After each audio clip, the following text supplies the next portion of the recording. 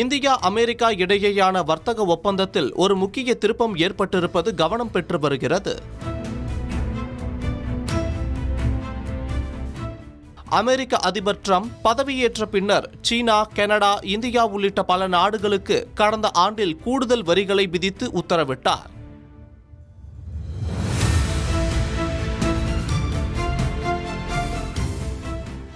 இதில் இந்திய பொருட்களுக்கு 10% என இருந்த வரியை 25% என்றும் பின்னர் கூடுதலாக 25% அபராத வரி என கூறி மொத்தம் 50% உயர்த்தினார்.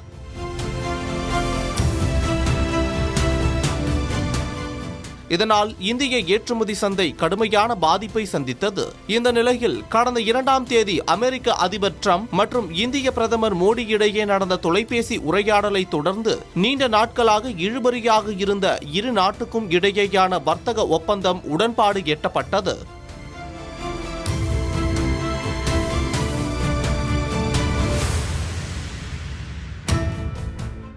தொடர்ந்து கடந்த 7ஆம் தேதி இரு நாட்டுக்கும் இடையேயான இடைக்கால ஒப்பந்த கட்டமைப்பு கூட்டறிக்கையாக வெளியிடப்பட்டது. அதில் இந்தியாவுக்கான இறக்குமதி வரி 18% குறைக்கப்பட்டுள்ளது என்று குறிப்பிடப்பட்டிருந்தது.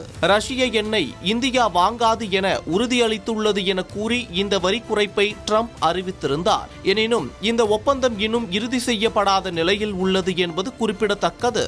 இந்த நிலையில் அமெரிக்கா மற்றும் இந்தியா இடையே வர்த்தக ஒப்பந்தம் இறுதி செய்வதற்கான அடுத்த கட்ட பேச்சுவார்த்தைக்கான தேதி ஒத்திவைக்கப்பட்டுள்ளதாக தகவல் வெளியாகியுள்ளது.